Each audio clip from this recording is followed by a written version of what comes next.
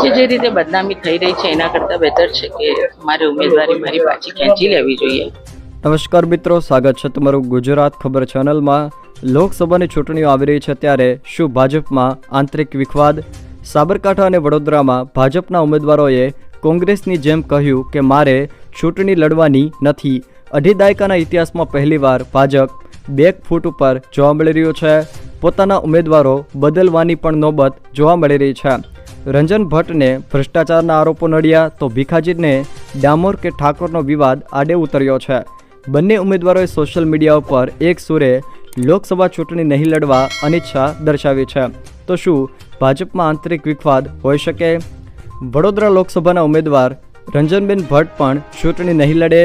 અંગત કારણોસર ચૂંટણી નહીં લડવાની તેઓએ સોશિયલ મીડિયા પર જાહેરાત કરી છે. જોકે ઉમેદવાર બદલવાની અટકણો વચ્ચે સામેથી જ ઉમેદવારી પરત ખેંચીને રંજનબેને લોકોને ચોંકાવી દીધા.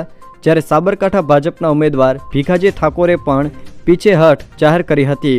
સાબરકાંઠાના ઉમેદવાર તરીકે ઠાકોરની જાહેરાત થયા પછી સ્થાનિક સ્તરે અટકનો મુદ્દો વકર્યો હતો અને વિરોધ જોવા મળી રહ્યો હતો.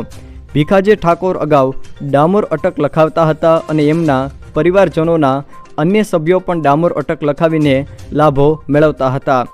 જોકે ભીખાજી ઠાકોર દ્વારા ચૂંટણી નહીં લડવાની અનિચ્છા બાદ ઉમેદવારોને ફરી ચૂંટણી લડવાની ઈચ્છા જાગી છે. સાબરકાંઠા લોકસભા બેઠક પરના ભાજપના ઉમેદવાર ભીખાજી ઠાકોરે ચૂંટણી નહીં લડવાનો નિર્ણય હવે રદ કર્યો છે. તેઓએ શું કહ્યું હતું તે અહીંયા તમે વિડીયોમાં પણ જોઈ શકો છો. ભીખાજી, આપે પોસ્ટ મૂકી છે કે આપ ચૂંટણી લડવા માટે અનિચ્છા દર્શાવો છો. કયા કારણથી આ પોસ્ટ મૂકી છે અને કયા કારણથી આ અનિચ્છા દર્શાવી છે? મેં હાલ પૂરતી પોસ્ટ મૂકી છે. મારા સામાજિક ઘણા બધા કામ કારણસર અત્યારે મેં પોસ્ટ મૂકી છે. આગળ જોઈશું. અને પાર્ટીને જીતવા માટે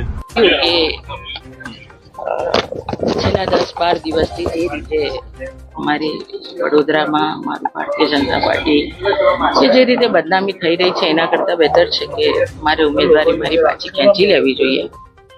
ઓસ્ટ્રેલિયામાં દીકરાનો મોલ નાની શોપ સુદ્ધા નથી, તો આવા ખોટા આક્ષેપ કરે અને ખોટું ચલાવવું એના કરતાં બહેતર છે કે મારી પોતાની બી એક ઇજ્જત છે અને એના કરતાં હું ટિકિટ સમર્પિત કરી દઉં, બીજા ઉમેદવાર લડે, વડોદરાની સેવા કરે અને હું મારું ભારતીય જનતા પાર્ટીનું કામ કરીશ.